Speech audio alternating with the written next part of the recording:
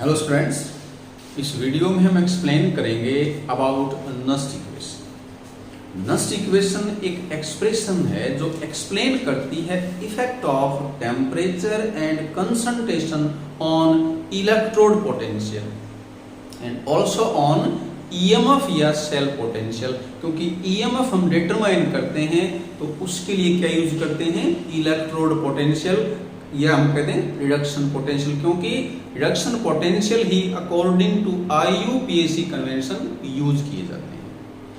ये बड़ा important topic है, लगभग सभी एग्जाम में यहाँ से क्वेश्चन पूछे जाते हैं, तो इस वीडियो को बड़ा ध्यान से देखें और इस टॉपिक को अच्छे से समझें। नस्ट इक्वेशन लिखने के लिए ये हमने जनरल रेडॉक्स रिएक्शन लिखी, इसके लिए हम नस्ट इक्वेशन लिखेंगे तो ये लिखा हमने ई सेल है EMF of cell under given condition, E naught cell है स्टैंडर्ड ईएमएफ, आर है गैस कांस्टेंट, टी है temperature. Under standard condition T होता है 298 केल्विन, एन है नंबर ऑफ इलेक्ट्रॉन लॉस्ट और गेन। कोई भी रेडॉक्स रिएक्शन है उसमें एक स्पीशीज रिड्यूस होती है, दूसरी ऑक्सीडाइज होती है, इस दौरान इलेक्ट्रॉन का लॉस और गेन होता है, एक से दूसरे में इलेक्ट्रॉन का ट्रांसफर होता है, वो यहाँ पर रिप्रेजेंट करेगा N, number of electrons. F है फैराडे कांस्टेंट।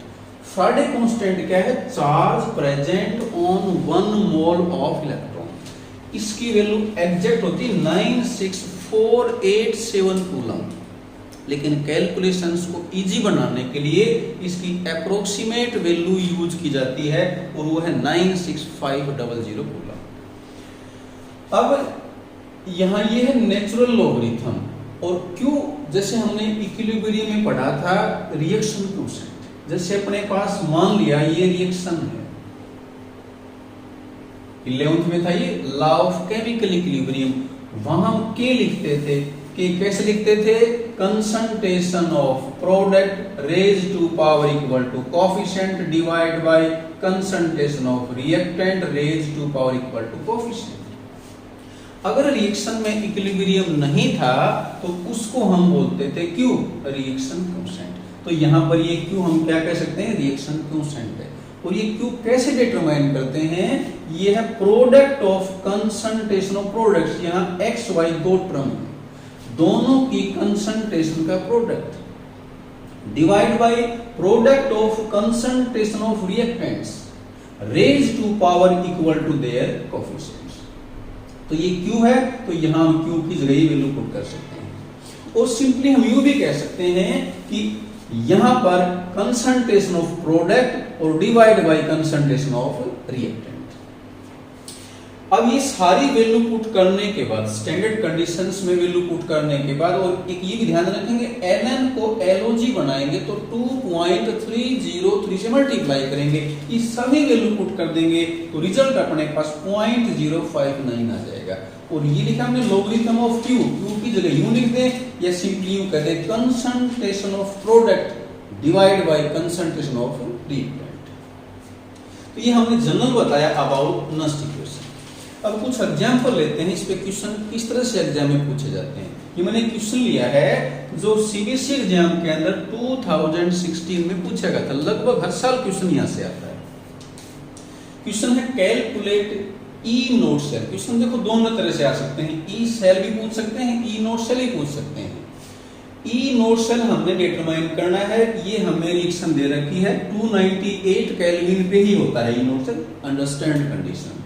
ये अपने पास क्या है, सेल की रिएक्शन।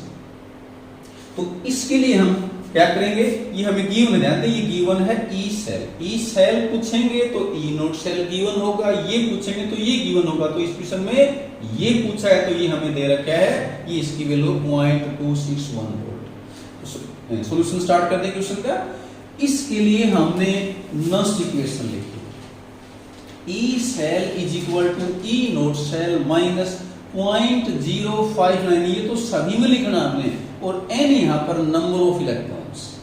इसको डिटरमाइन करने का एक बड़ा इजी वे है, क्या है, अपने पास रिएक्शन के अंदर दोनों तरफ केटायन है, उनके चार्ज देख लें, अगर दोनों का चार्ज सेम है तो वो n की वैल्यू होगी, और चार्ज अगर डिफरेंट है जैसे यहां है तो दोनों चार्ज को मल्टीप्लाई कर दो, क्रॉस मल्टीप्लाई कर दो, तो 2 into 3 ये n की वैल्यू आ जाएगी 6।